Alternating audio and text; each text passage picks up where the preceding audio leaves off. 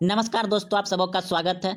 विश्व के इतिहास का अति महत्वपूर्ण प्रश्न जो सभी प्रतियोगिता परीक्षाओं में पूछे जाते हैं, चाहे आप Bihar polytechnic, Bihar ITI, Bihar paramedical, Bihar police, SSC, MTS, fireman, आप कोई भी एग्जाम में बैठेंगे दोस्तों, वहां आपको विश्व इतिहास से प्रश्न जरूर मिलेगा। तो आइए पहला नंबर प्रश्न को समझिए और याद रखिए। सभी प्रश्न को ध्यान से देखिए और सुनिए।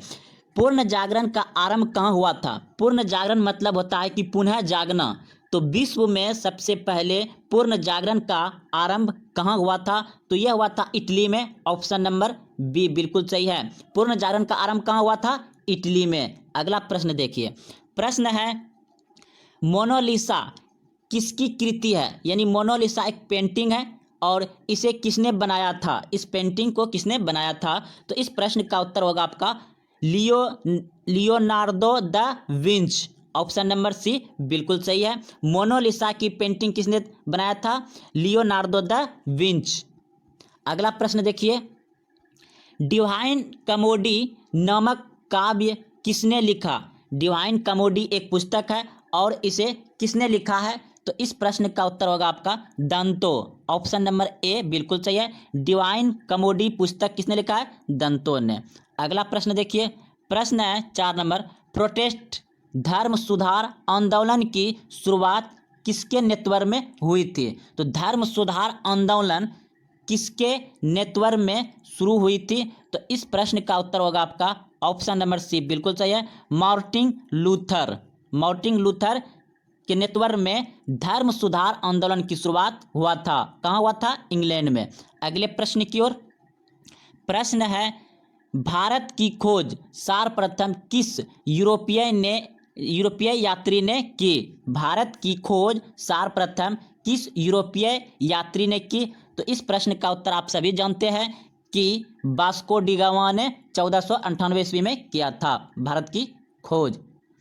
अगला प्रश्न है, वास्को डी गामा कहाँ का निवासी था? वास्को डी गामा कहाँ का निवासी था? तो इस प्रश्न का उत्तर आप सभी जानते हैं कि पुर्तगाल का था।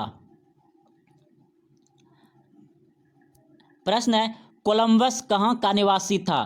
कोलंबस कहाँ का निवासी था?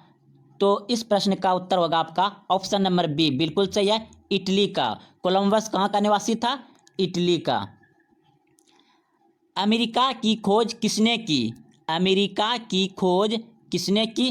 तो इस प्रश्न का उत्तर आप सभी भी जानते होंगे कि कोलंबस ने किया है अमेरिका की खोज। कोलंबस ने। अगला प्रश्न है, निम्न में से किसके नाम पर अमेरिका का नामकरण किया गया? निम्न में से किसके नाम पर अमेरिका का नामकरण किया गया? तो इस प्रश्न का उत्तर होगा आपका ऑप्शन नंबर ए बिल्कुल सही है। Amerigo Vespucci.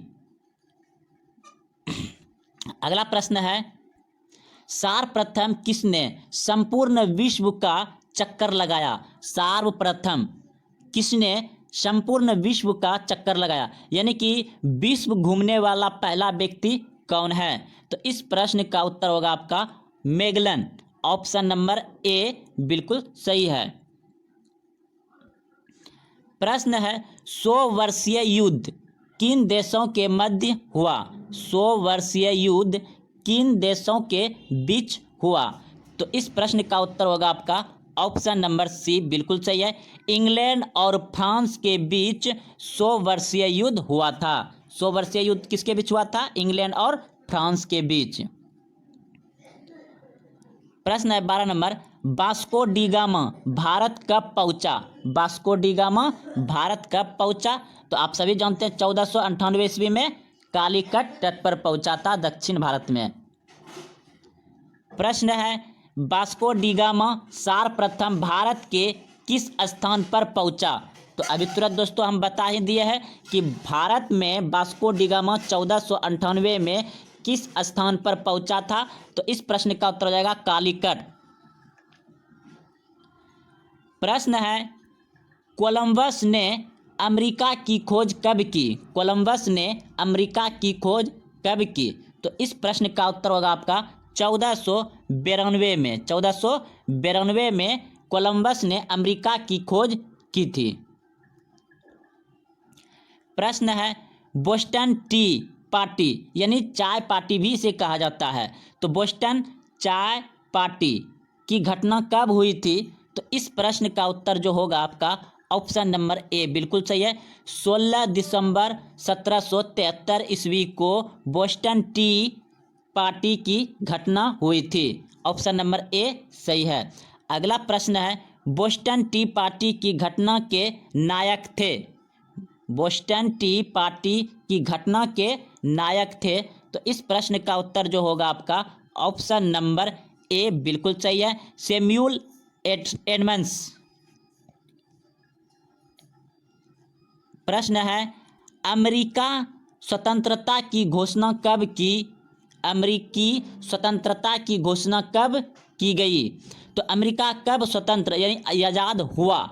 तो इस प्रश्न का उत्तर होगा आपका 4 जुलाई 1776 ईस्वी को अमेरिका आज़ाद हुआ। और आप सभी जानते हैं कि 15 अगस्त 1947 को अपना देश यानी भारत देश आज़ाद हुआ था। उसी प्रकार से यह 1776 ईस्वी में ही अमेरिका आज़ाद हो गया था।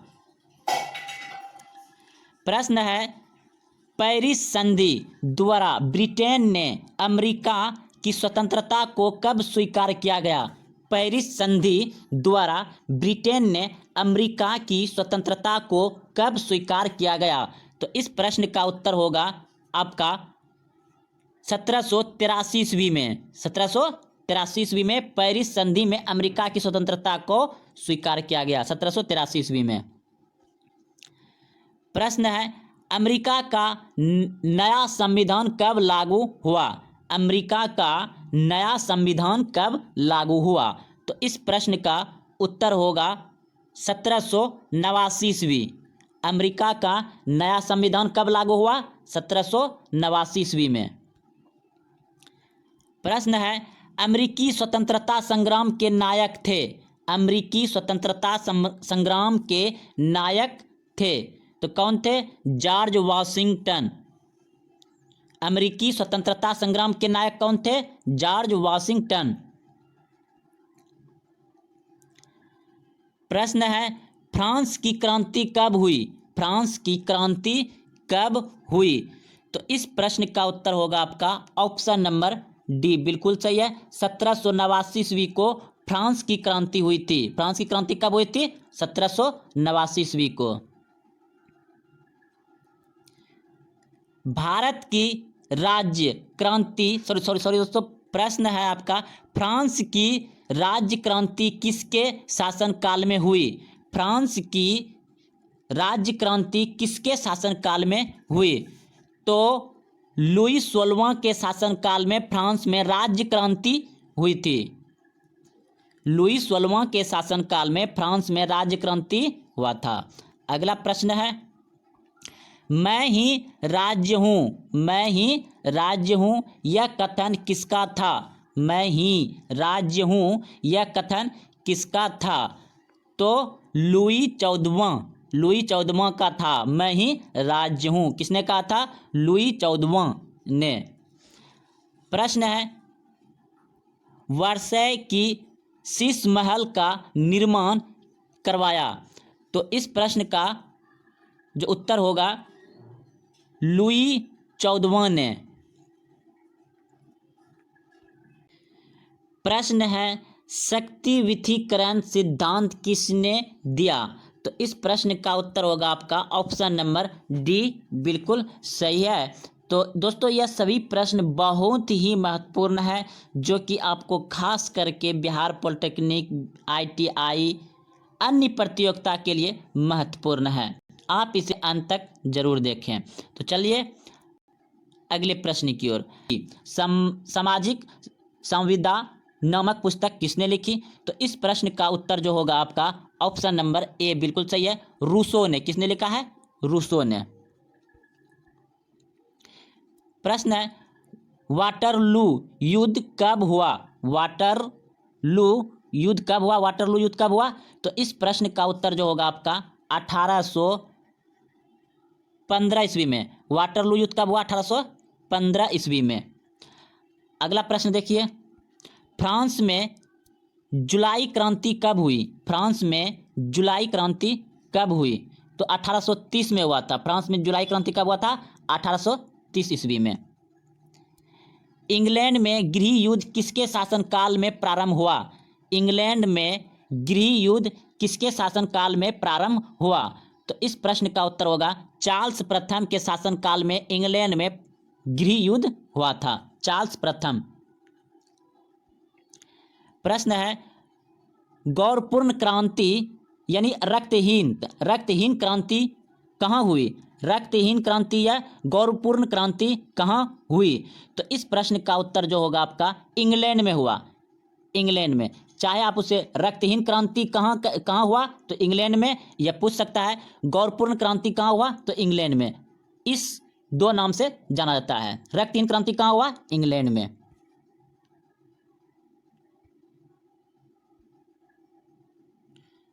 प्रश्न है इंग्लैंड की गौरपूर्ण क्रांति किसके शासनकाल में हुई? तो इस प्रश्न का उत्तर होगा आपका जेम्स द्वितीय के शासनकाल में इंग्लैंड में गौरपूर्ण क्रांति हुआ, यानी रक्तहीन क्रांति हुआ था। प्रश्न है इंग्लैंड की संसद ने बिल ऑफ राइट्स कब पारित किया? तो इस प्रश्न का उत्तर जो होगा आपका 1689 ईस्वी में। 1689 ईस्वी में। रक्त और लौह की नीति निम्न में से किससे संबंधित है? रक्त और लौह की नीति निम्न में से किससे संबंधित है? तो बिस्मार्क से। किससे संबंधित है? बिस्मार्क से। यंग इटली नामक संगठन किसने बनाया? यंग इटली नामक संगठन किसने बनाया? तो इस प्रश्न का उत्तर होगा आपका मेजनी ने। मेजनी ने यंग इटली नामक संगठन बनाया था। प्रश्न है लाल कुर्ती नामक सेना का गठन किसने किया? लाल कुर्ती नामक सेना का गठन किसने किया? तो इस प्रश्न का उत्तर होगा आपका ऑप्शन नंबर बी, बिल्कुल सही है, गैरीबाल्टी ने। लाल कुर्ती नामक संगठन किसने तैयार किया था? गैरीबाल्टी ने। इटली की तलवार किसे कहा गया है? इटली की तलवार किसे कहा गया है? तो इस प्रश्न का उत्तर होगा आपका गैरीबाल्टी को। इटली का तलवार किसे कहा गया है? गैरीबाल्टी को। इटली के एकीकरण का जनक किसे माना जाता है? इटली के एकीकरण का जनक किसे माना जाता है? तो इस प्रश्न का उत्तर होगा आपका मेजनी। किसको माना जाता है? मेजनी को। इटली के एकीकरण का जनक किसे माना जाता है? मेजनी को। प्रथम विश्व युद्ध तत्कालिक कारण था। प्रथम विश्व युद्ध का तत्कालिक कारण था तो सिरोजवा हत्याकांड। ऑप्शन नंबर ए सही है। प्रथम विश्व युद्ध की शुरुआत कब हुई? प्रथम विश्व युद्ध की शुरुआत कब हुई? तो 1914 ईस्वी में। प्रथम विश्व युद्ध की शुरुआत कब हुई? 1914 ईस्वी में। प्रथम विश्व युद्ध के दौरान धुरी राष्ट्र का नेतृत्व किसने किया? प्रथम विश्व युद्ध के दौरान धुरी राष्ट्र का नेतृत्व किसने किया? जर्मनी ने। प्रथम विश्व युद्ध के बाद वर्साई की संधि कब हुई? 1919 में।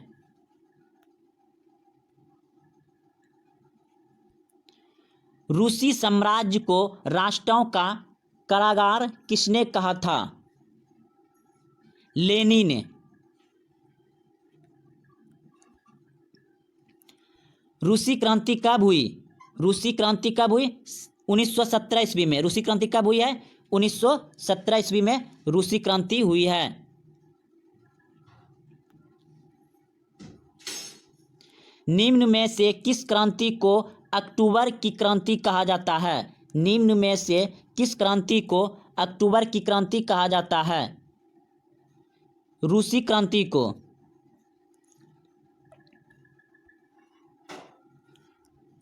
रूसी क्रांति के दौरान चेका का गठन किसने किया? रूसी क्रांति के दौरान चेका का गठन किसने किया? लेनिन ने किया था। चेका का गठन किसने किया था? लेनिन ने। निम्न में से किसने रूस में लाल सेना का गठन किया था? निम्न में से किसने रूस में लाल सेना का गठन किया था? ट्रेस्टकी ने। ऑप्शन नंबर ए सही है, लाल सेना का गठन किया था। द्वितीय विश्व युद्ध का आरंभ कब हुआ? द्वितीय विश्व युद्ध का आरंभ कब हुआ? तो इस प्रश्न का उत्तर आप सभी जानते हैं कि द्वितीय विश्व युद्ध कब हुआ था? 1939 ईस्वी में। द्वितीय विश्व युद्ध की समाप्ति कब हुई? द्वितीय विश्व युद्ध की समाप्ति कब हुई? यह प्रश्न भी आप सभी भली भांति जानते हैं। 1945 ईस्वी में द्वितीय विश्व युद्ध समाप्त हुआ था। जापान ने अमेरिका के पर्ल हार्बर नौसैनिक अड्डे पर कब आक्रमण किया था? जापान ने अमेरिका के पर्ल हार्बर नौसैनिक अड्डे पर कब आक्रमण किया था? 1941 ईस्वी में। 1941 ईस्वी में किया था। जापान ने अमेरिका के पर्ल हार्बर यानी कि नौसैनिक अड्डा, नौसेना के अड्डा पर आक्रमण किया था। कब? 1941 ईस्वी में। संयुक्त राज्य अमेरिका ने जापान के हिरोशिमा एवं नागासाकी नगर पर परमाणु बम कब गिराया? तो यह प्रश्न का उत्तर आप सभी जानते हैं कि 1945 ईस्वी में संयुक्त राष्ट्र अमेरिका ने जापान के हिरोशिमा एवं नागासाकी नगर पर परमाणु बम गिराया था।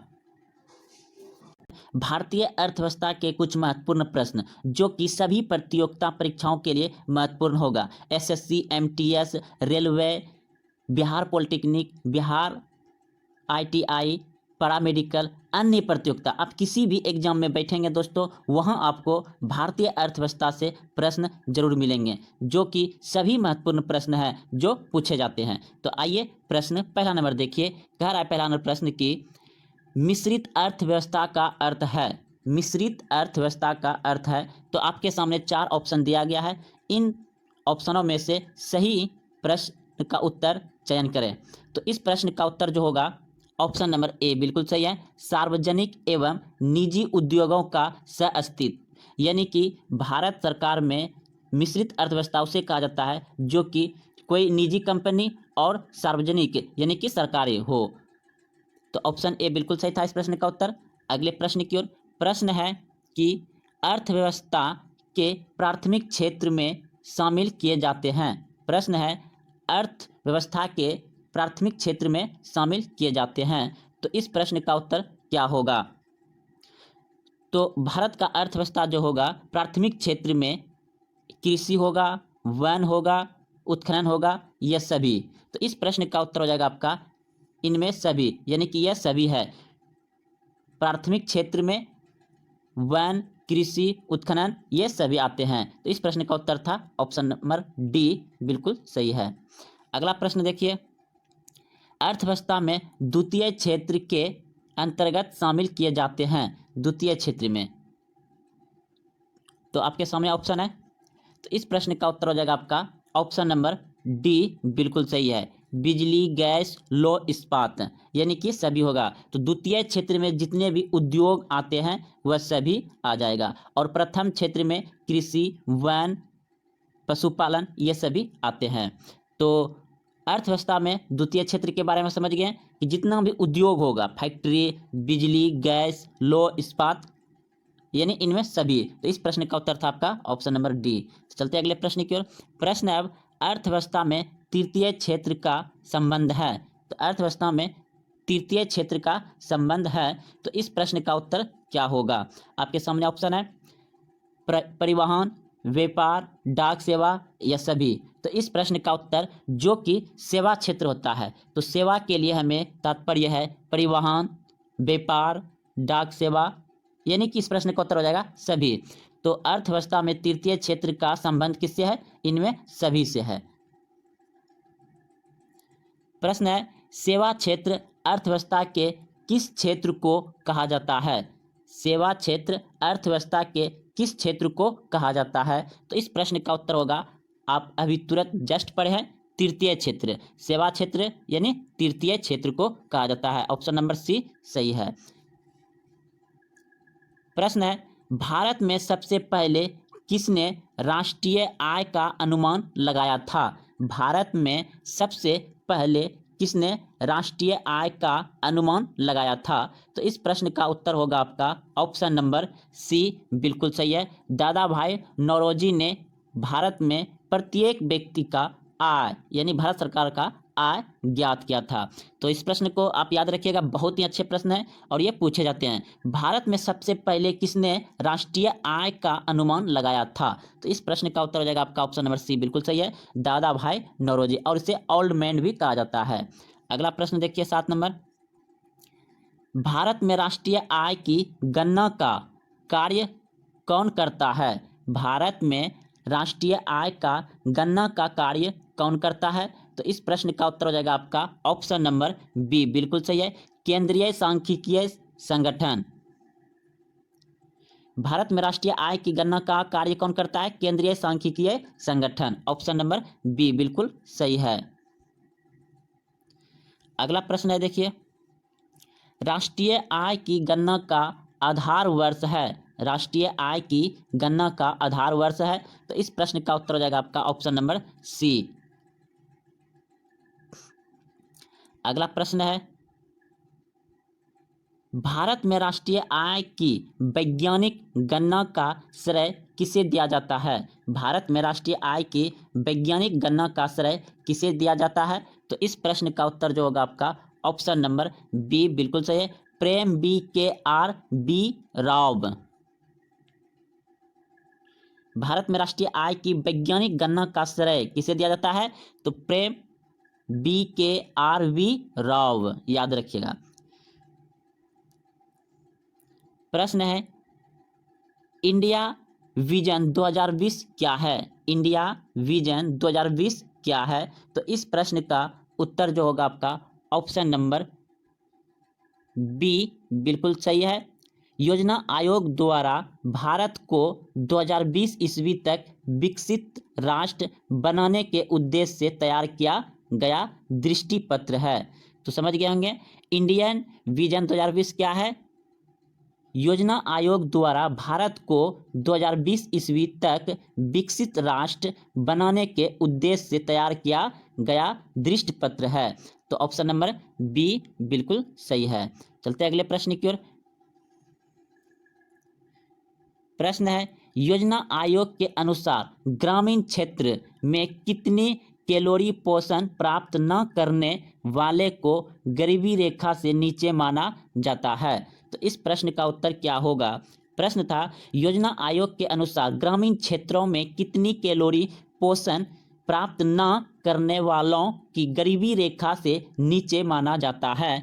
तो इस प्रश्न का उत्तर होगा आपका ऑप्शन नंबर बी बिल्कुल सही है, 2400 कैलोरी, जो कि यानी कि पोषण खाना होता है, वो खाना अगर यदि उसको उतना 2400 कैलोरी नहीं पूर पाता है तो वह गरीबी रेखा के नीचे माना जाएगा।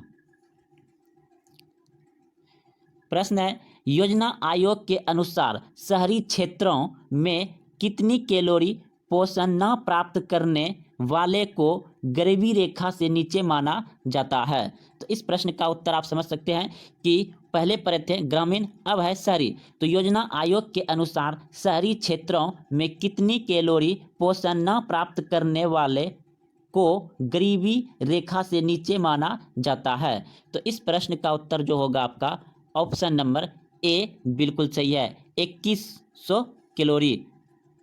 अगर शहर में किसी परिवार में 2100 कैलोरी का पोषण यानी खाना से नहीं मिल पाता है तो वह गरीबी रेखा में माना जाएगा। अगला प्रश्न देखिए, ग्रामीण क्षेत्र में गरीबों के आकलन हेतु किस सूचकांक को आधार माना गया है? इस प्रश्न का उत्तर क्या होगा? ग्रामीण क्षेत्रों में गरीबों के आकलन हेतु किस सूचकांक को आधार माना गया है?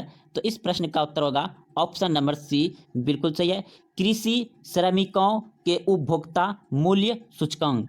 कृषि श्रमिकों के उपभोक्ता मूल्य सूचकांक। श्रमिक का मतलब जानते होंगे दोस्तों, मजदूर, यानी कि कृषि में मजदूर के उपभोक्ता मूल्य सूचकांक। ऑप्शन नंबर सी सही है।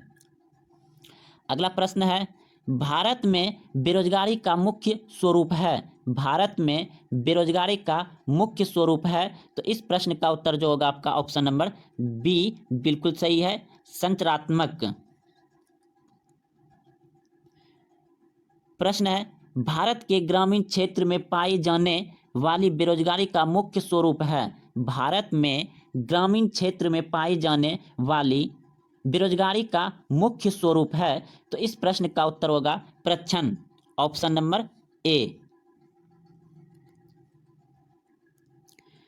प्रश्न है, अंत्योदय कार्यक्रम का उद्देश्य क्या था। अंत्योदय कार्यक्रम का उद्देश्य क्या था, तो इस प्रश्न का उत्तर जो होगा आपका ऑप्शन नंबर जो है कि डी होगा। क्या होगा? डी।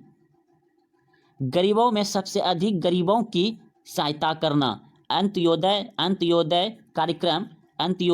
कार्यक्रम का उद्देश्य क्या था, तो इस प्रश्न का उत्तर क्या है? गरीबों में सबसे अधिक गरीबों की सहायता करना अंत्योदय का कार्यक्रम था। ऑप्शन नंबर डी बिल्कुल सही है। अंत्योदय जहाँ आएगा तो समझ लीजिए गरीबों में सबसे अधिक गरीब की सहायता करना। प्रश्न है 17 नंबर,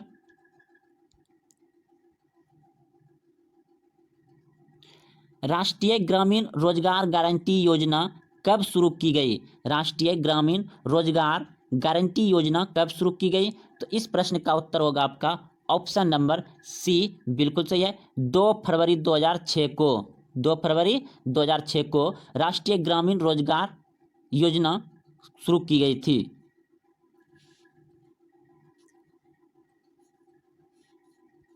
प्रश्न है आपका, भारत में सामुदायिक विकास कार्यक्रम कब आरंभ किया गया। भारत में सामुदायिक विकास,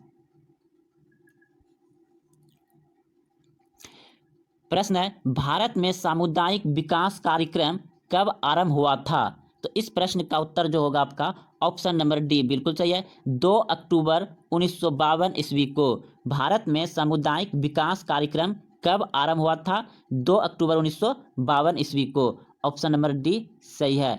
अगले प्रश्न की ओर। प्रश्न है, सर्वोदय योजना किसके द्वारा प्रारंभ की गई। सर्वोदय योजना किसके द्वारा प्रारंभ की गई, तो इस प्रश्न का उत्तर होगा आपका Jayaprakash Narayan. Option number D बिल्कुल सही है। सर्वोदय योजना किसके द्वारा प्रारंभ किया गया है? जयप्रकाश नारायण के द्वारा किया गया है। अगला प्रश्न है, भारत में पहली पंचवर्षीय योजना कब शुरू की गई। भारत में पहली पंचवर्षीय योजना कब शुरू की गई, तो इस प्रश्न का उत्तर होगा आपका ऑप्शन नंबर बी बिल्कुल सही है। 1 अप्रैल 1951 ईस्वी को। प्रथम पंचवर्षीय योजना का मुख्य बल किस क्षेत्र पर था। प्रश्न है, प्रथम पंचवर्षीय योजना का मुख्य बल किस क्षेत्र पर था, तो इस प्रश्न का उत्तर होगा आपका ऑप्शन नंबर ए बिल्कुल सही है, कृषि पर। किस पे था? कृषि पर।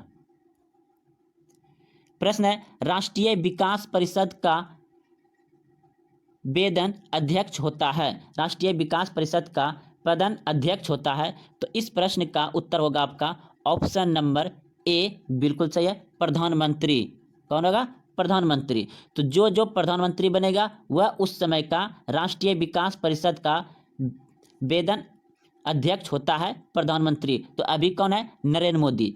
तो राष्ट्रीय विकास परिषद का प्रधान अध्यक्ष कौन होता है? प्रधानमंत्री। जो जिस समय का प्रधानमंत्री रहेगा वह उसी समय का रहेगा। तो अभी नरेंद्र मोदी है तो नरेंद्र मोदी होगा। प्रश्न है, द्वितीय पंचवर्षीय योजना विकास के किस मॉडल पर आधारित थी।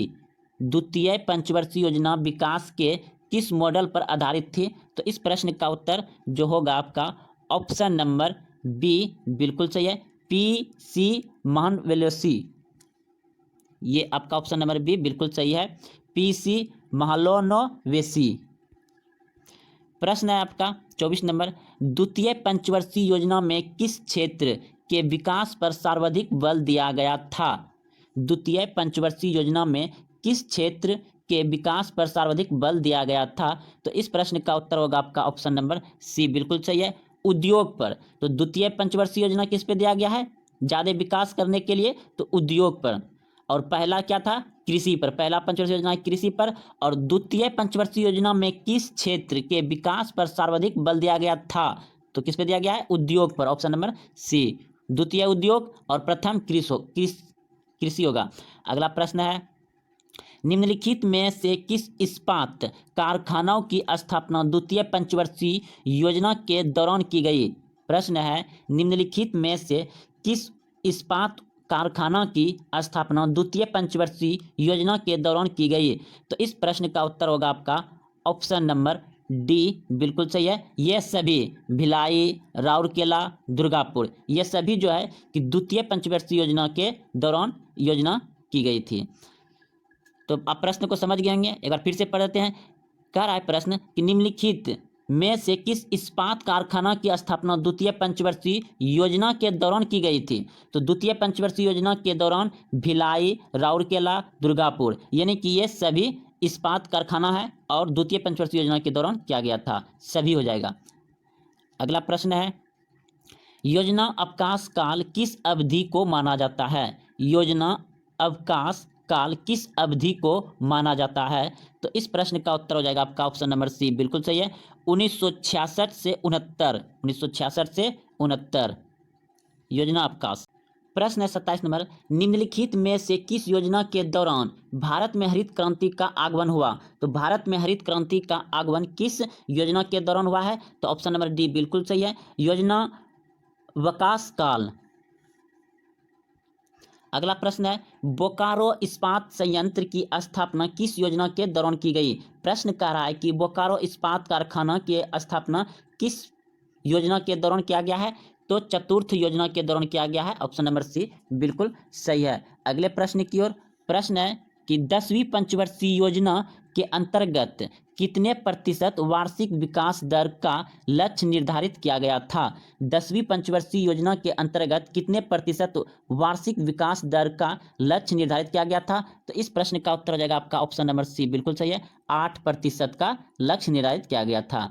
अगला प्रश्न है, 10वीं पंचवर्षीय योजना की अवधि है, 10वीं पंचवर्षीय योजना की अवधि है, तो इस प्रश्न का उत्तर हो जाएगा आपका ऑप्शन नंबर बी, बिल्कुल सही है। 1 अप्रैल 2002 से 31 मार्च 2007 तक। तो 10वीं पंचवर्षीय योजना की अवधि क्या है? 1 अप्रैल से 2002 से 31 मार्च 2007 तक। याद रखिएगा, 10वीं पंचवर्षीय योजना की अवधि क्या है? 1 अप्रैल से 2002 से 31 मार्च 2007 तक। अगला प्रश्न देखिए।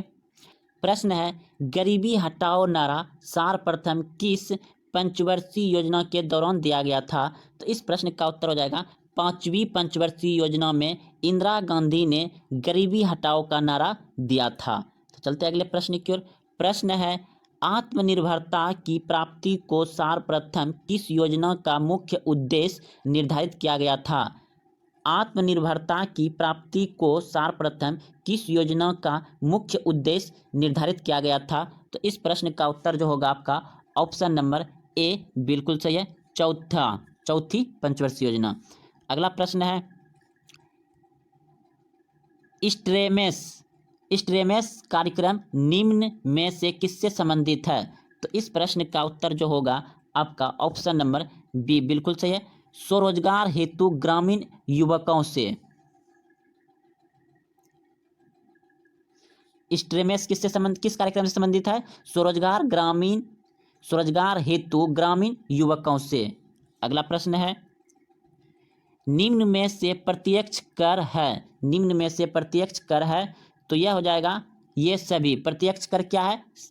आयकर, संपत्ति कर, उपहार कर, ये सभी। इस प्रश्न का उत्तर हो जाएगा निम्न में से प्रत्यक्ष कर है, सभी हो जाएगा, आयकर, संपत्ति कर, उपहार कर। अगला प्रश्न है, निम्न में से केंद्र सरकार द्वारा लगाए जाने वाले कर है। यानी प्रश्न कर रहा है कि निम्न में से केंद्र सरकार द्वारा लगाए जाने वाले कर है। तो इस प्रश्न का उत्तर होगा सभी। तो केंद्र सरकार कर जो लगाता है किस पे लगाता है? सीमा शुल्क पर लगाता है, निगम कर लगाता है और आय कर लगाता है। तो इस प्रश्न का उत्तर हो जाएगा सभी। केंद्र सरकार किस पे कर लगाता है? सीमा शुल्क, निगम कर, आयकर पर। बिक्री कर कौन लागत लगाता है? बिक्री कर कौन लगाता है? तो बिक्री कर जो लगाता है वह राज्य सरकार लगाता है। कौन लगाता है? राज्य सरकार। बिक्री कर कौन कौन लगाता है? राज्य सरकार। निम्न में से अप्रत्यक्ष कर है। निम्न में से अप्रत्यक्ष कर है तो अप्रत्यक्ष कर हो जाएगा उत्पाद शुल्क, सीमा शुल्क, तट कर, यानी कि तट कर। तो इनमें हो जाएगा सभी अप्रत्यक्ष कर। अप्रत्यक्ष कर होता है उत्पादन शुल्क, सीमा शुल्क, तट कर। ये सभी जो है कि अप्रत्यक्ष कर है। इस प्रश्न का उत्तर हो जाएगा सभी अप्रत्यक्ष कर है। निम्न में से राज्य सरकार द्वारा लगाए जाने वाले कर है। निम्न में से राज्य सरकार द्वारा लगाए जाने वाले कर है। तो इस प्रश्न का उत्तर जो होगा आपका ऑप्शन नंबर डी बिल्कुल सही है। तो राज्य सरकार जो कर लगाता है, जो टैक्स लेता है, किससे लेता है? भू राजस्व कर पर, ये सही है। मनोरंजन पर, सही है। पथ कर, बिल्कुल सही है। तो निम्न में से राज्य सरकार द्वारा लगाए जाने वाला कर जो होगा सभी होगा। इनमें सभी, ये सभी राज्य सरकार कर लगाता है। पथ कर, मनोरंजन कर, भू राजस्व कर। अगला प्रश्न है वेट। वेट किस प्रकार का कर है? तो इस प्रश्न का उत्तर हो जाएगा आपका अप्रत्यक्ष कर है। वेट क्या है? अप्रत्यक्ष कर है। ऑप्शन नंबर ए सही है। प्रश्न है भारत में वेट कब से लागू हुआ? भारत में वेट कब से लागू हुआ? तो इस प्रश्न का उत्तर होगा आपका ऑप्शन नंबर सी बिल्कुल सही है।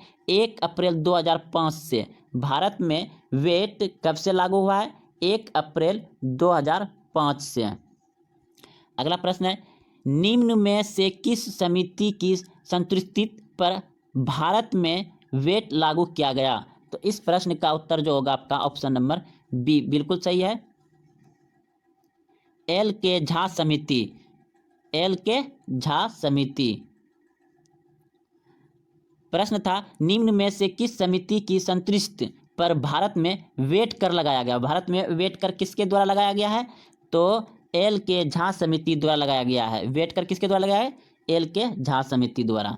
प्रश्न है निम्न में से प्रत्यक्ष कर है। निम्न में से प्रत्यक्ष कर है तो निगम कर जो है कि ये प्रत्यक्ष कर है, निगम कर। प्रश्न है कि 12वां वित्त आयोग के अध्यक्ष, 12वां वित्त आयोग के अध्यक्ष कौन है? तो इस प्रश्न का जो उत्तर होगा आपका ऑप्शन नंबर सी बिल्कुल से सी रंगाराजन। 12वां वित्त आयोग के अध्यक्ष कौन है? सी रंगाराजन।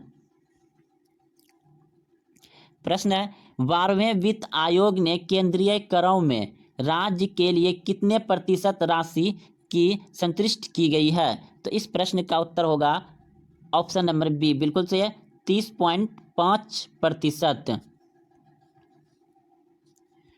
भारतीयों द्वारा समिति देयताओं वाला संचालित पहला बैंक था। देयताओं वाला संचालित पहला बैंक था। यानी प्रश्न कर रहा है कि भारतीय द्वारा समिति देयताओं वाला संचालित पहला बैंक था। तो कौन सा बैंक था? Awadh commercial bank.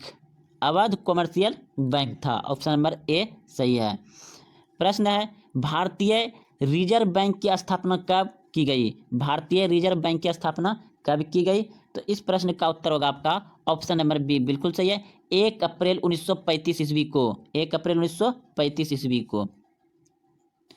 प्रश्न है वर्तमान में राष्ट्रीयकृत बैंकों की कुल संख्या है। वर्तमान में राष्ट्रीयकृत बैंकों की कुल संख्या है तो वह कितना है संख्या? ऑप्शन नंबर सी बिल्कुल सही है, 19 बैंक है। कितना बैंक है वर्तमान में राष्ट्रीयकृत? 19 बैंक है, 19। अगला प्रश्न है करेंसी नोट प्रेस अवस्थित है। करेंसी नोट प्रेस अवस्थित है तो कहाँ है करेंसी नोट प्रेस अवस्थित, यानी नोट कहाँ छापा जाता है? तो इस प्रश्न का उत्तर होगा आपका नासिक में। अगला प्रश्न है स्टेट बैंक ऑफ इंडिया का राष्ट्रीयकरण कब किया गया? स्टेट बैंक ऑफ इंडिया का राष्ट्रीयकरण कब किया गया? तो इस प्रश्न का उत्तर हो जाएगा आपका ऑप्शन नंबर सी बिल्कुल सही है, 1 जुलाई 1955 को। 1 जुलाई 1955 को स्टेट बैंक ऑफ इंडिया का राष्ट्रीयकरण कब किया गया? 1 जुलाई 1955 ईस्वी को। अगला प्रश्न है, भारतीय रिजर्व बैंक का मुख्यालय है, भारतीय रिजर्व बैंक का मुख्यालय है, तो इस प्रश्न का उत्तर हो जाएगा मुंबई। भारतीय रिजर्व बैंक का मुख्यालय कहाँ है? मुंबई में। भारतीय जीवन बीमा निगम की स्थापना कब की गई थी? भारतीय जीवन बीमा निगम की स्थापना कब की गई? तो इस प्रश्न का उत्तर होगा आपका ऑप्शन नंबर ए, बिल्कुल सही है, सितंबर 1956 ईस्वी, 1956 ईस्वी को भारतीय जीवन बीमा निगम की स्थापना कब की गई? सितंबर 1956 ईस्वी को क्या गया था भारतीय जीवन निगम। अगला प्रश्न है, निम्न में से कौन सी संस्था शेयर बाजार पर नियंत्रण रखती है? निम्न में से कौन सी संस्था शेयर बाजार पर नियंत्रण रखती है? तो इस प्रश्न का उत्तर होगा आपका ऑप्शन नंबर बी, बिल्कुल सही है, सेबी। प्रश्न है, निम्न में से कौन सी संस्था शेयर बाजार पर नियंत्रण रखती है, यानी कि कंट्रोल करता है? कौन करता है शेयर बाजार पर control? SEBI, option number B बिल्कुल सही है। प्रश्न है, मुंबई स्टॉक एक्सचेंज का सूचकांक है, मुंबई स्टॉक एक्सचेंज का सूचकांक है, तो इस प्रश्न का उत्तर क्या होगा?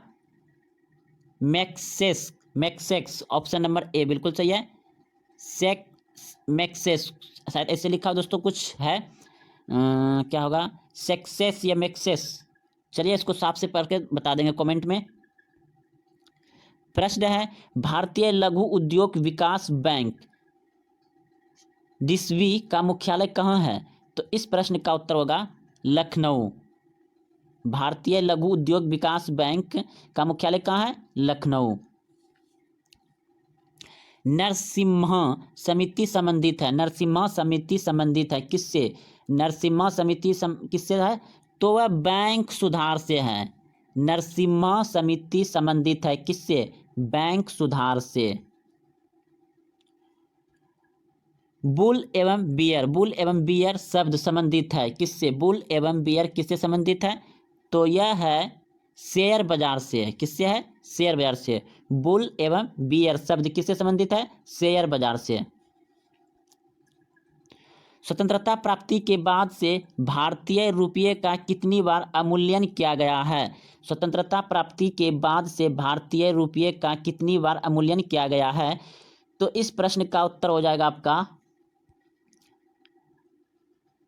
3 बार। कितना बार किया गया है? 3 बार। स्वतंत्रता प्राप्ति के बाद से भारतीय रुपये का कितनी बार अवमूल्यन किया गया है? 3 बार किया गया है। देश में कृषि एवं ग्रामीण विकास हेतु वित्त उपलब्ध कराने वाली सर्वोच्च संस्था है, तो इस प्रश्न का उत्तर क्या होगा? नाबार्ड। क्या हो जाएगा? ऑप्शन नंबर डी बिल्कुल सही है, नाबार्ड होगा। किधर गया? नाबार्ड, ऑप्शन नंबर डी बिल्कुल सही है, नाबार्ड। प्रश्न क्या था देख लीजिए, देश में कृषि एवं ग्रामीण विकास हेतु वित्त उपलब्ध कराने वाली सर्वोच्च संस्था है, तो इस प्रश्न का क्या हो जाएगा उत्तर? नाबार्ड। यानी कि देश में कृषि एवं ग्रामीण विकास हेतु वित्त उपलब्ध कराने वाली सर्वोच्च संस्था है नाबार्ड।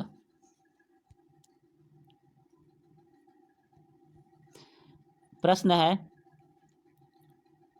भारत में सर्वप्रथम बैंकों का राष्ट्रीयकरण 19 जुलाई 1969 को किया गया। इस समय कितने बैंकों का राष्ट्रीयकरण किया गया था? तो भारत में पहली बार राष्ट्रीयकरण 19 जुलाई 1969 को किया गया। इस समय कितने बैंकों का राष्ट्रीयकरण किया गया था? तो इस प्रश्न का उत्तर हो जाएगा आपका ऑप्शन नंबर सी बिल्कुल सही है, 14 बैंकों का किया गया था। कितना किया गया था? 14 बैंकों का।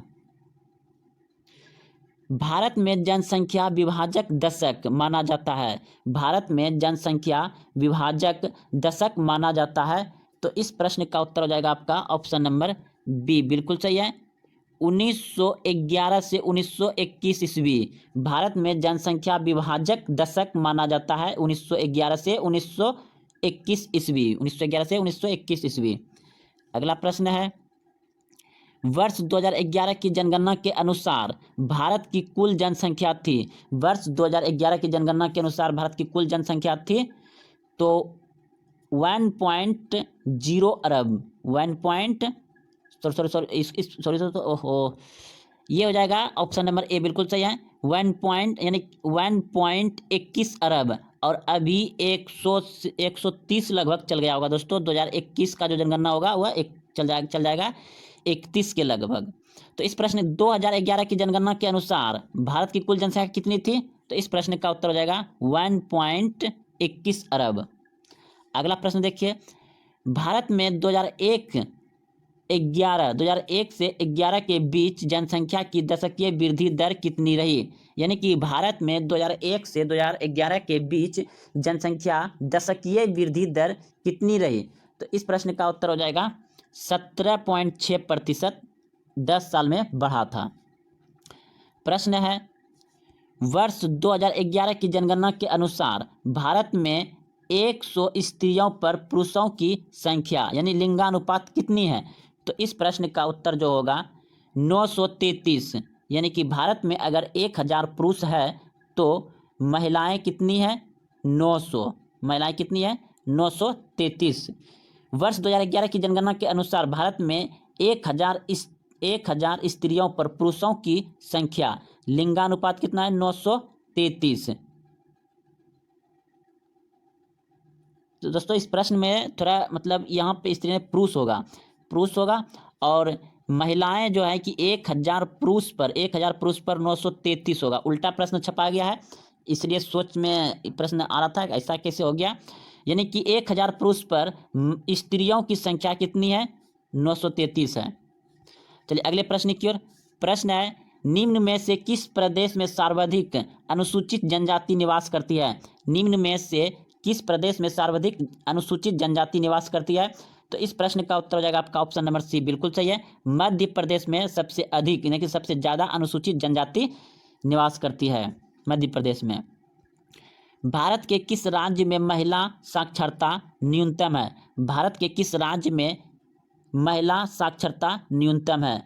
तो इस प्रश्न का उत्तर जो होगा आपका ऑप्शन नंबर ए बिल्कुल सही है। बिहार में महिला साक्षरता न्यूनतम है, सबसे कम है बिहार में महिला साक्षरता पढ़ी लिखी। अगला प्रश्न देखिए, भारत में सर्वाधिक गरीबों की संख्या किस राज्य में है? भारत में सर्वाधिक गरीबों की संख्या किस राज्य में है? तो यह है आपका ऑप्शन नंबर जो है कि इसमें दे दिया है उत्तर प्रदेश, लेकिन बिहार होगा। आप कमेंट करिएगा कौन सा सही है। वर्ष 2011 की जनगणना के अनुसार भारत में जनसंख्या घनत्व है। वर्ष 2011 की जनगणना के अनुसार भारत में जनसंख्या घनत्व है। तो इस प्रश्न का उत्तर हो जाएगा ऑप्शन नंबर सी बिल्कुल सही है, 382। वर्ष 2011 की जनगणना के अनुसार भारत की साक्षरता दर कितनी प्रतिशत थी? वर्ष 2011 की जनगणना के अनुसार भारत की साक्षरता दर कितने प्रतिशत थी? तो यह था 74.4%। भारत में 2011 की जनगणना के अनुसार साक्षरता दर। भारत में आर्थिक सर्वेक्षण सरकारी तौर पर प्रकाशित किया जाता है। तो इस प्रश्न का उत्तर जो होगा आपका ऑप्शन नंबर सी बिल्कुल सही है, वित्त मंत्रालय द्वारा। भारत में आर्थिक सर्वेक्षण सरकारी तौर पर प्रकाशित किया जाता है वित्त मंत्रालय द्वारा। 1 रुपये के नोट पर किसका हस्ताक्षर होता है? तो 1 रुपये के नोट पर किसका हस्ताक्षर होता है? वित्त सचिव का होता है। भारत का जो वित्त सचिव होता है उसका। 1 रुपये के नोट पर किसका हस्ताक्षर होता है? वित्त सचिव का होता है। भारत की पंचवर्षीय योजनाओं का अंतिम रूप से अनुमोदन करता है। भारत की पंचवर्षीय योजनाओं का अंतिम रूप से अनुमोदन करता है तो क्या करता है वह? राष्ट्रीय विकास परिषद। राष्ट्रीय विकास परिषद भारत की पंचवर्षीय योजना का अंतिम रूप से अनुमोदन करता है, राष्ट्रीय विकास परिषद करता है। देश का सबसे बड़ा वाणिज्य बैंक कौन सा है? देश का सबसे बड़ा वाणिज्य बैंक कौन सा है? भारतीय स्टेट बैंक है। वाणिज्य बैंक क्या है? भारतीय स्टेट बैंक का है। केंद्र सरकार के बजट के चालू खाते में व्यय की सबसे बड़ी मदद है। केंद्र सरकार के बजट के चालू खाते में व्यय की सबसे बड़ी मदद है तो क्या है वह? ब्याज भुगतान। ब्याज भुगतान। केंद्र सरकार को सबसे अधिक राजस्व प्राप्त होता है? केंद्र सरकार को सबसे अधिक शुद्ध राजस्व प्राप्त होता है तो उत्पाद शुल्क से। किससे होता है? उत्पाद शुल्क से।